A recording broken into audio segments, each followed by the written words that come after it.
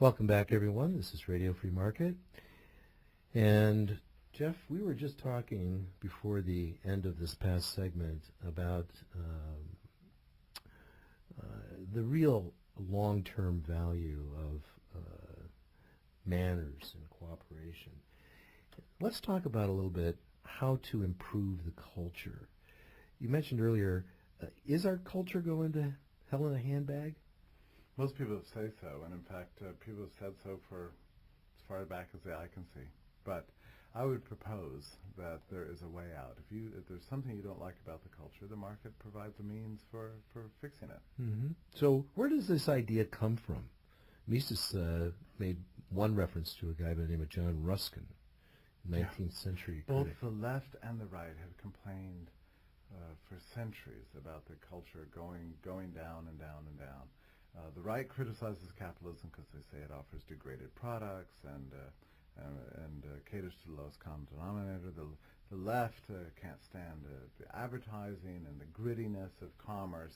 Mm-hmm. You know, so everybody's kind of ganging up on capitalism and the culture it produces. Okay.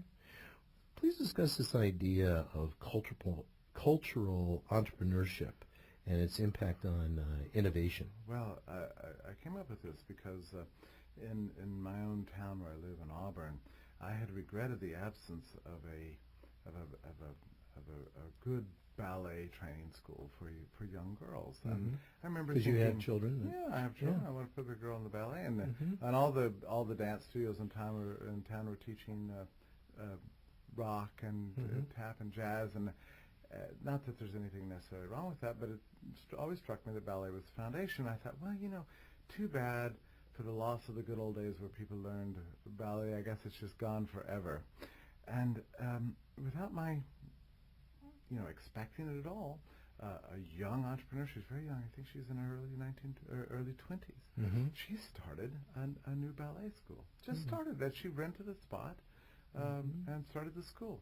And now her little studio started with 10 students, something like less than 18 months. Suddenly she had more than 100 young girls learning ballet. And you go now to the recitals, and there's Tchaikovsky, and you're looking at all the old ballets. It's like living in Russia in the 19th century. So and this is a dramatic cultural change in this little world in which I live.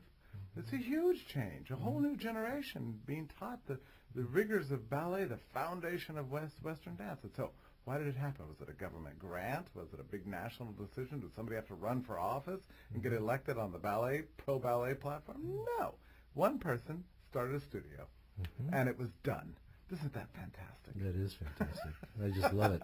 Well, let's take this one little step more. We're going to have to wrap this up, but this young entrepreneur, she did that two-step logic. She looked in the market, saw what was there. That's right. And then she saw what wasn't there. That's right. And she thought, I can fulfill that. Yeah, that's right. really. You also told a story about an Indian family that opened up a restaurant. Yeah, it's the same thing, all the intellectuals in town. We live in one of those towny-gowny places where all the intellectuals complain about the absence of really great international cuisine.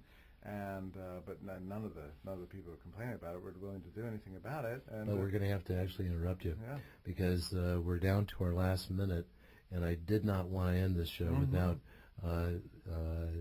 reading this portion of your book that says, the next time someone complains about what the market is doing to the culture, ask that person what he or she has done to enter the market and make a difference. Ask that person what they have done to make the world freer for those who seek to make the world a more beautiful place. So with that, Jeff, I'm going to have to thank you very much for being here. This has been a great opportunity to talk to you. This is Radio Free Market and Michael McKay, and please visit us on the web at radiofreemarket.com, where you can download this and all of our shows for free.